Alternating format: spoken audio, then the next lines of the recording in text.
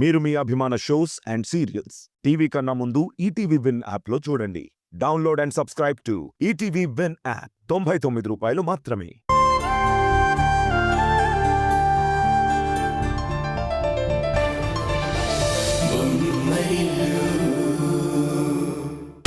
మీతో సపరేట్ గా ఒక బిజినెస్ పెట్టిస్తానని ఆయన నాకు మాట ఇచ్చారు.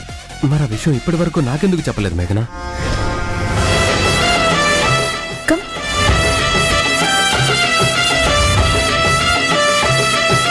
నీకు చెప్తే ఎలా రియాక్ట్ అవుతావో అని భయపడ్డాను. ఇందులో భయపడ్డానికి ఏముంది మేఘనా? మన భవిష్యత్తు బాగుండాలని ఆలోచిస్తున్నావు, అందులో తప్పే ఉంది. నేను ఈ మూమెంట్ కోసమే చాలా రోజుల నుంచి చూస్తున్నానండి. మీకు నీరుగా ఎదగాలని చాలా ఆశగా ఉండేది. అది ఇప్పుడు నెరవేరబోతుంది. ఒక భార్యగా నా కోసం నువ్వు ఒక మంచి మార్గాన్ని చూపిస్తున్నావు. ఒక భర్తగా నీ కలల్ని నేను నిజం చేస్తాను.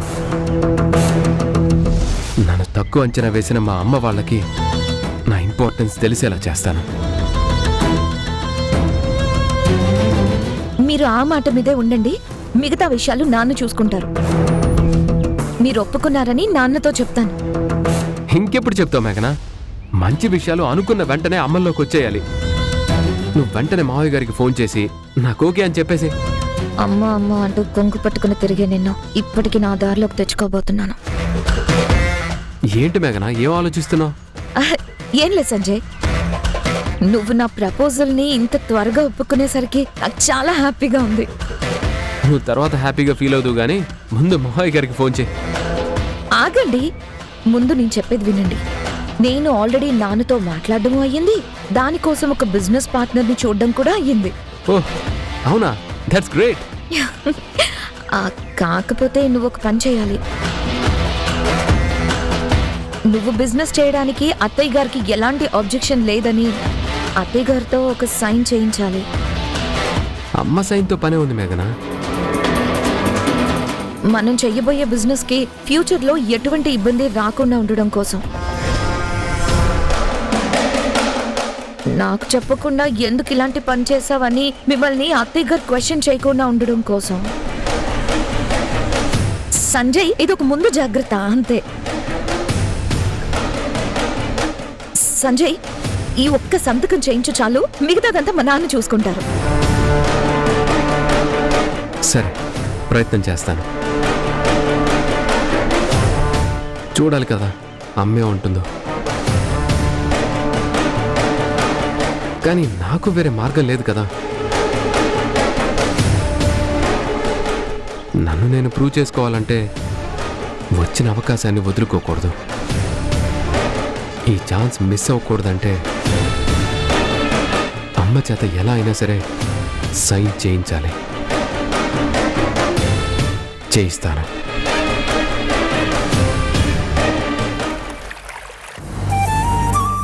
ఇప్పటి వరకు మీకే హారిక గురించైతే చెప్తోందో ఆ హారికకి పట్టిన గతే నీ కూతురికి పడుతుంది. మీ కూతురులాగే నా రెండో కోడలు కూడా తెగ ఎగిరెగిరి పడింది.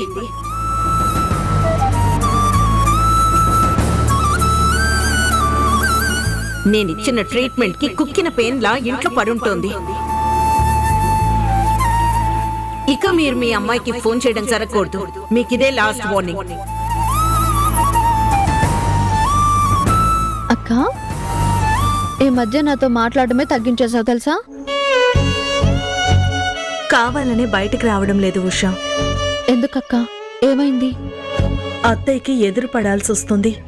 తన మొహం చూస్తే వెంటనే తను మీ అమ్మా నాన్నల్ని, నన్ను మా అమ్మని అన్న మాటలే గుర్తొస్తున్నాయి. ఆ మాటలన్నీ గుర్తొస్తే నా ఆరోగ్యమేమో కానీ నా మైండ్ అంతా అప్సెట్ అయిపోతుంది. అక్క, అత్తయ్య ఒక మాట అన్నంత మాత్రాన అవి మనసులోనే పెట్టుకుని ఇలా మదన పడకు. ఏమో ఉషా, నువ్వు తీసుకున్నంత సులువుగా నేను తీసుకోలేకపోతున్నాను. ఆవిడ మొహం చూడగానే నా మూడ్ చేంజ్ అయిపోతుంది. అలా అనకక్క. ఒకరిని ఒకరు ఒక మాట అనుకున్నంత మాత్రాన ఆ మాటనే పట్టుకుని కూర్చోకూడదు. నేనలా పట్టించుకోకుండా ఉండలేకపోతున్నాను. ఉండాలక్క, ఎందుకంటే మనమందరం ఒక కుటుంబం.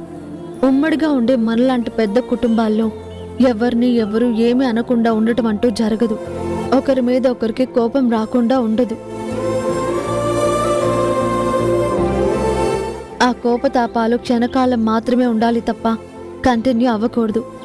కలతలేవైనా ఉంటే అక్కడే ఆగిపోవాలి. బంధాలు మాత్రమే మన మధ్య మిగలాలి.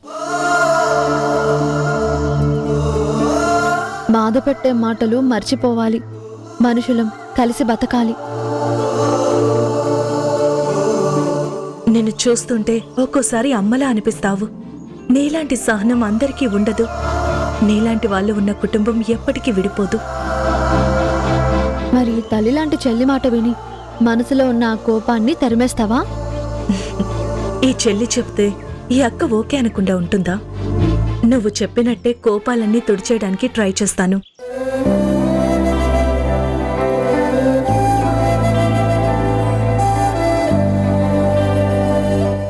ఏంటక్క అలా చూస్తున్నావు?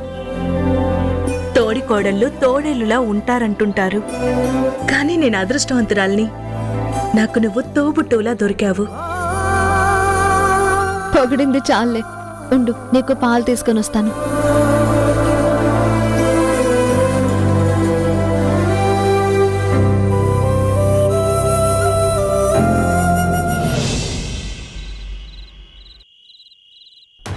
ఈ పర్మిషన్ లెటర్ మీద సైన్ చేయించాలంటే చాలా భయంగా ఉంది. అసలు ఈ విషయంగానే తెలిస్తే అమ్మ అస్సలు ఒప్పుకోదు. పైగా పెద్ద గొడవ చేస్తుంది. ఇప్పుడు ఈ సంతకం అంటే ఏమవుతుందో ఏంటో. సంజయ్, ఆఫీస్ ఫైల్స్ తో కలిపే కదా మనం పెడుతున్నాం. ఎందుకు ఇంత టెన్షన్? మన పేపర్ వచ్చినప్పుడు మేనేజ్ చెయ్యి, సరేనా? అంతే అంటావా? అంతే, ఏం కాదు. వెళ్ళు. All the best.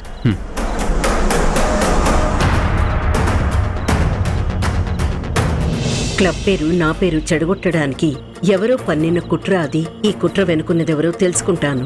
త్వరలోనే అన్ని బయటికి లాగుతాను. ఆ అనిత ఎక్కడుందో తెలుసుకోవాలి.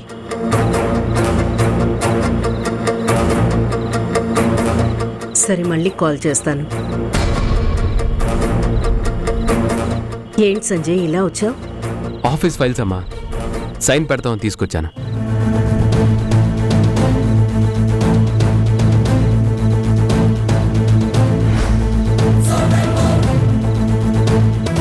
నువ్వు మళ్ళీ ఆఫీస్ పనుల్లో పడ్డావు. నాకు చాలా సంతోషంగా ఉందిరా.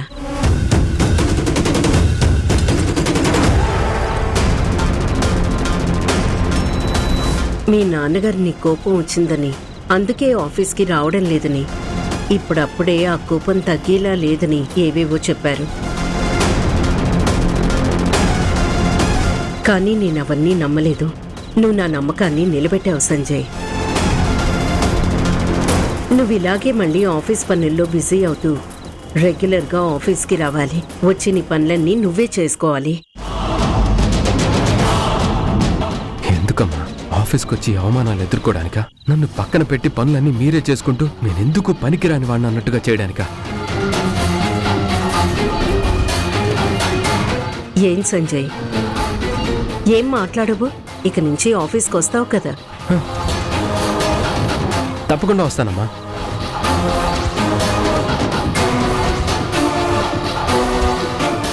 ఈ డిస్కషన్స్ అన్ని దేనికి అత్తయ్య గారు?